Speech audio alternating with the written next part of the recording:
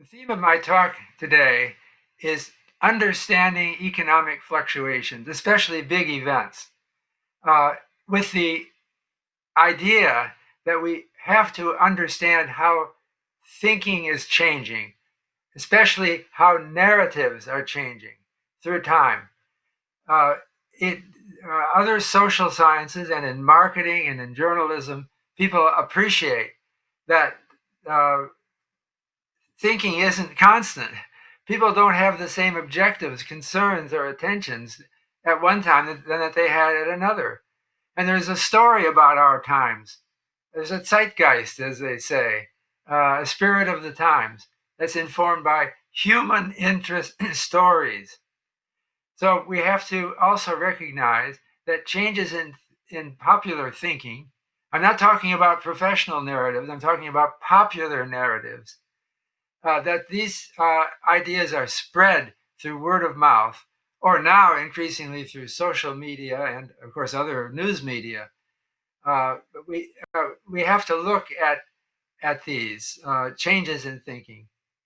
And so I'm going to talk a little bit about COVID-19, also about epidemiology and how epidemics spread.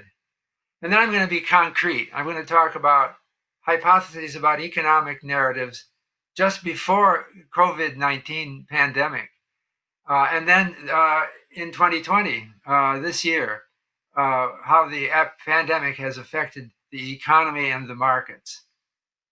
First of all, disclosure, I do consulting for Barclays Bank on investment products. I'm not going to talk about them. I should say that this is an outgrowth of my 2017 presidential address to the American Economic Association. And my book, I have a book that came out in just a year ago on narrative economics, urging that we add this to our repertory of research tools, that we have to start looking at narratives that come and go the way diseases do. They mutate and they improve their virulence, and then they fade away for a while, and then they come back. That should be part of our story about business fluctuations and market fluctuations. Forecasting for economics tends to ignore what people are saying, ignore the narratives that drive people's thinking. And that is something that can be changed nowadays with our improved data sources. And it's something that is happening already. But I think that we should be focused not on small projects with big data, but big ideas with big data. And to try to understand how people's thinking is changing through time, that changes their economic behavior. Economists have tended to rely on the assumption that people are rational and calculating. That isn't the kind of people that we know mostly. People are more influenced by stories than statistics. I want to try to understand economic fluctuations, like fluctuations in GDP, that's the blue line, or in personal consumption expenditure, that's the orange line. They show it here from 1929 to the present.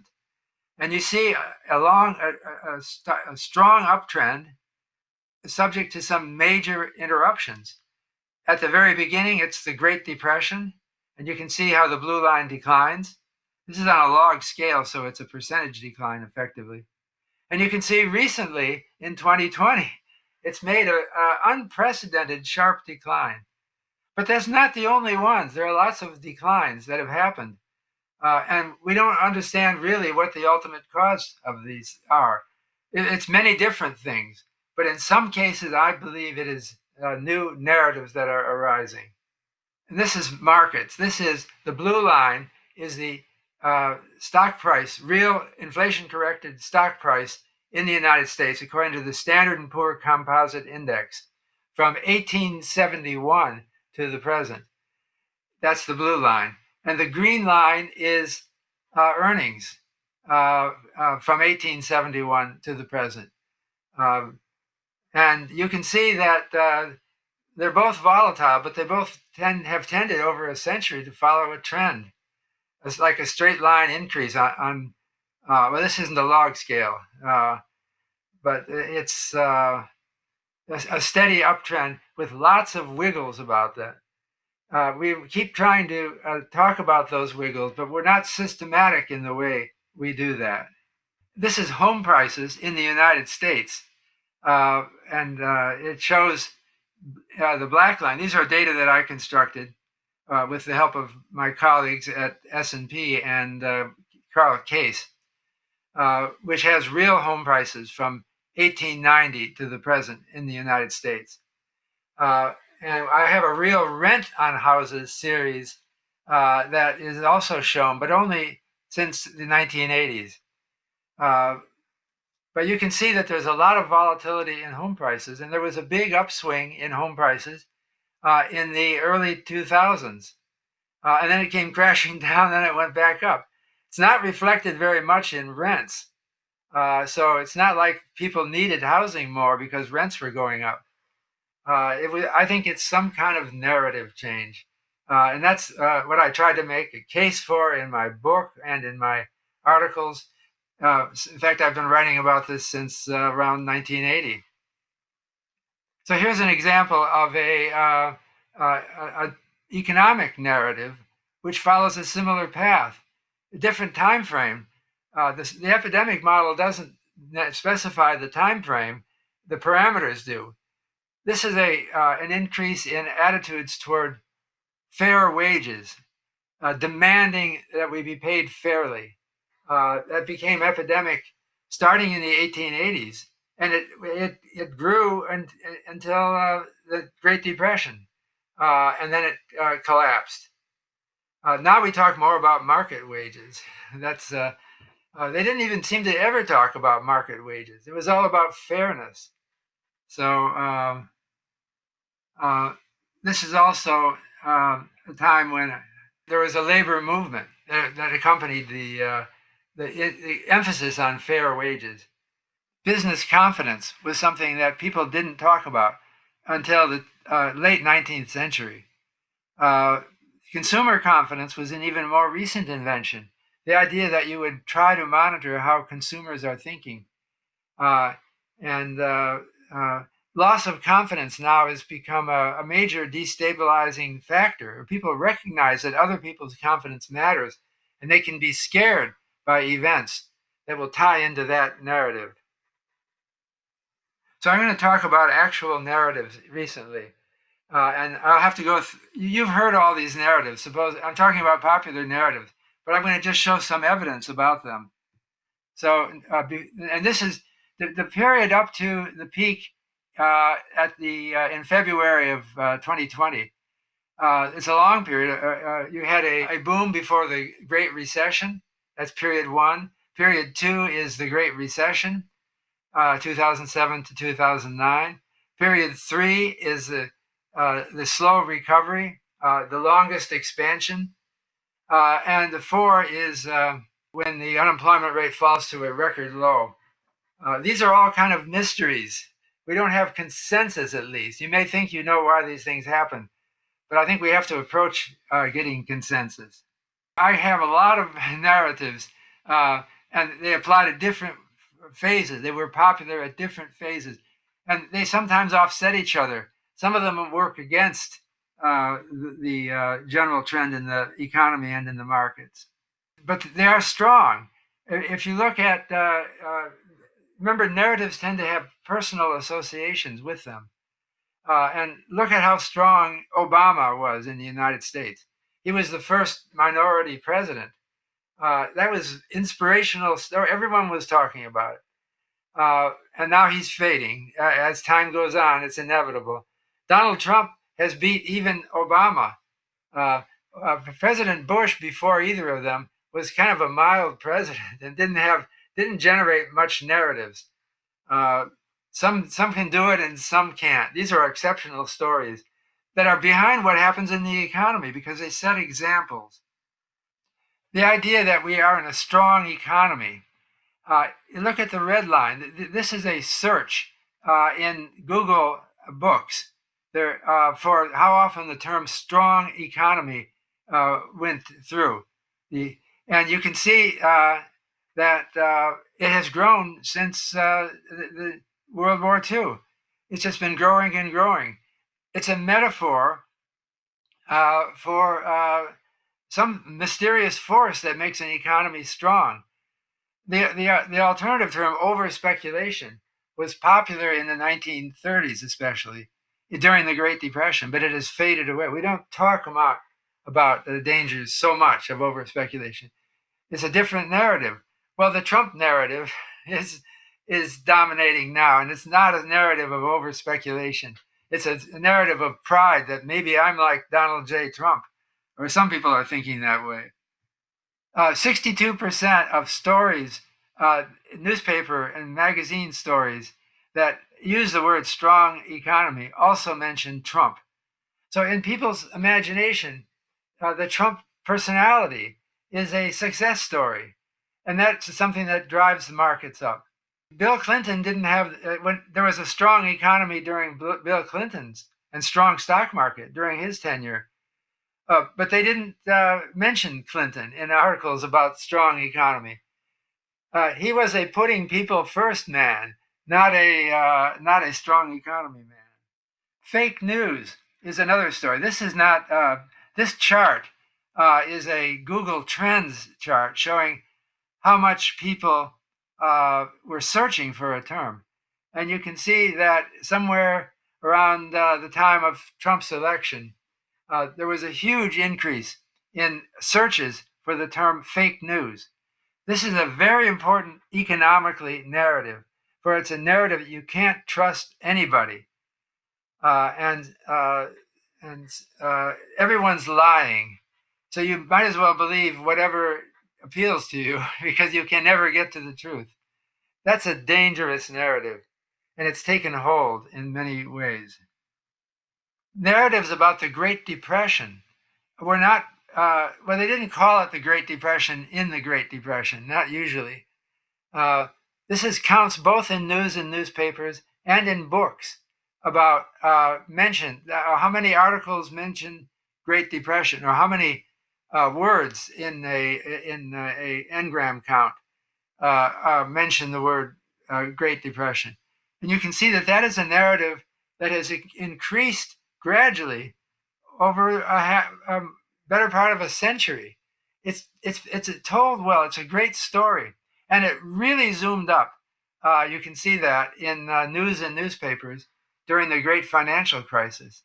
This diagram ends before the beginning of COVID-19. It's showing something of a resurgence, though, now. Up until now, it's been like the roaring 20s, and now we're in for a Great Depression. But it hasn't really consolidated yet. Trade wars versus retaliatory tariffs. That has shot up enormously since Donald Trump became president. Calling it a war is something different. In fact, if you go back to earlier decades after World War I, the trade war was the war against foreign trade for wartime military purposes. It had a different meaning. So we're fixated now on this idea that history is dominated by trade wars. It wasn't popular before. Sustainable living and sustainable lifestyle. Well, you know about that. It's about global warming. Recently it's been about global warming. It's about being modest in your expectations and not over-consuming. It was very popular in recent years. Fear of debt stories have been very popular, and it's about how people were ruined by foreclosure. And there's many articles about that. New normal narratives, secular stagnation narratives have been growing in recent years. That low interest rates are here to come. And that means long-term interest rates today are very low. Real estate bubble narratives are something. They used to talk about real estate booms, but not real estate bubbles. And now we have bubble stories very dominant. It makes the real estate market less safe. Someone in 1915 talked about the great real estate bubble of 1887. Remember that? That's a narrative that has escaped most of us. We've lost it. There was a boom and bust in real estate. Uh, it, but he said they should call it a bubble. But the public has chosen boom because it's more masculine. That's what he says. These narratives affect our sense of political correctness and the like. Automation and artificial intelligence is another example of a boom bust situation that goes way back in time, but it's up now, and I think that the COVID-19 may stimulate this into an even bigger fear as people lose their jobs. Depends on how that story intermeshes. COVID-19 narrative. You should all know these because they're fresh on your mind. But you can see that here I show for the United States and the United Kingdom. This is from a paper I just wrote with Farouk, Jivraj, and Laurence Black, showing how the various sectors of the stock market have responded in 2020. These are just 2020. And you can see that it's partly the U.S. advantage. U.S. Has done better than any major region of the world, despite turmoil in politics. It's a substantial part of the reason is information technology. You can see the orange space was a huge thing in the United States. And the United Kingdom, the stock market isn't doing as well because they don't have much information technology business. And the UK market has done far less well than the US. But it's not just the difference in mix. It's also partly due to the different impact of narratives across country. So I can divide the subperiods for COVID-19 into A, which is pre-crisis, before the World Health Organization announced a public health emergency of international concern. Then there was the COVID expansion from January 30, that's B, January 30 to February 19th, when the market kept going up despite the COVID epidemic becoming more and more alarming. It set a record high by February 19. And then C is for crash. The market dropped dramatically from February 19 to March 23.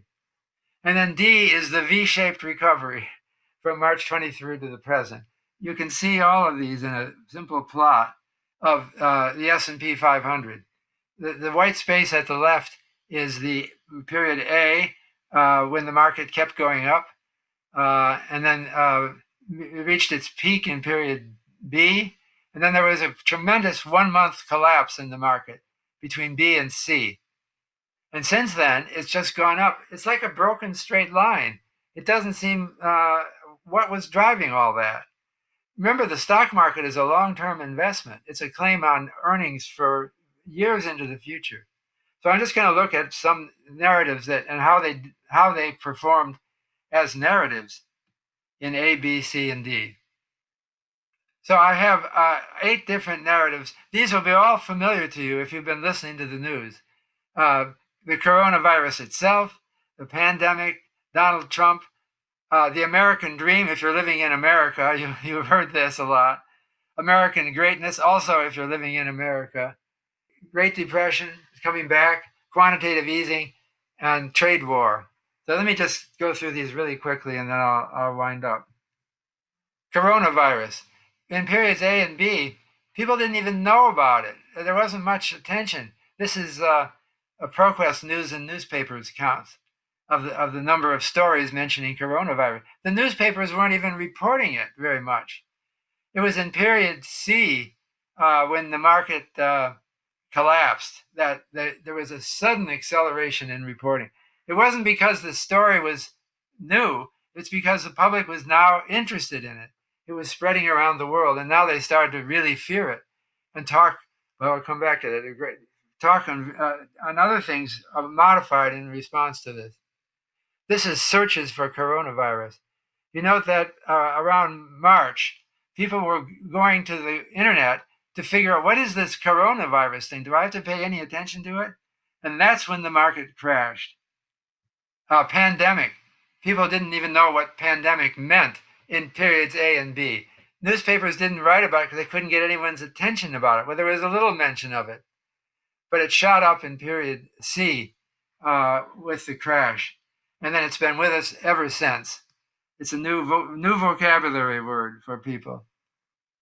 Human interest stories developed around that were very trying. This is a story from the Wall Street Journal that shows an American who happened to be visiting China and found that the people were reduced to eating ragworms and minnows. So here he is looking for those worms that they live in water. Quite a dramatic story. Donald Trump has absolutely dominated discussion. It's just unbelievable how much he's dominated. He's solid. He doesn't explain changes very much. He's been solid, strong narrative all through the year 2020. It's not fading very fast, and he's not going to fade for years and years. Global warming has been fading, though, and that matters because global warming was something that tended to restrain consumption. People felt, I'm not going to go on an airplane trip because it's polluting the air, or I'm not going to have two cars, we'll sell it with only one. That kind of thinking was driven by global warming. But this is part of the reason why global warming is being forgotten in the crush of attention to Donald Trump and the pandemic and related topics. So that might help explain the strength of the markets or the economy. The American dream has been strong through all. What is the American dream? I guess it's the dream of owning a big house and being a success.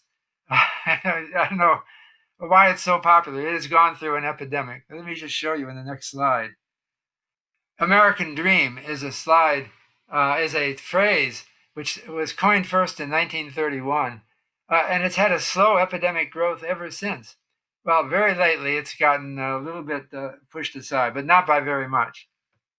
American greatness, and it's high with Donald Trump. The Great Depression, that is also, it has peaked actually in period D during the V-shaped recovery. So it doesn't explain the beginning of the V-shaped recovery, but it explains the strong tendency for the recovery in the stock market to continue despite COVID-19. The V-shaped recovery is partly a memory of earlier events. We tend to compare events with other events in history, like the Wall Street Journal that left in October 1987 in the morning news, comparing 1929 with 1987. Now we're comparing 2020 with 2009, which was the bottom of the market before its V-shaped recovery. So I think that in an important sense, the narrative, the V-shaped recovery narrative, was a prediction of a repeat of 2009. And people didn't want to make the same mistake that they heard many people made in 2009. That's a powerful narrative. And this thing suggests that it's going to go on for quite a few more months. Quantitative easing was very popular in March of this year when the Fed did quite an extraordinary amount of easing. And it's fading fast. So it's not, I think it gave people optimism that the V-shaped recovery was here because the Fed did the same thing now that they did in before. Same personalities, Janet Yellen, Jerome Powell, Ben Bernanke, human interest story again. Yeah, and so here's V-shaped recovery itself, except for just recently. I've given you kind of stories you already know, but I've shown evidence about them. And I think that this could be an important future for forecasting, both financial forecasting and economic forecasting. I don't know that I can make this rigorous because entirely, or anyone can do that. These stories are they change every day. They're all a little different than they were before, uh, and they have fuzzy boundaries. But on the other hand, I think that they're real and they can be studied quantitatively by doing the kind of computer searches that I've described. And eventually we'll have better, even better big data than we do today. And I'm thinking focus groups that might allow us to integrate narratives into our existing model and be more systematic. There's nothing impossible.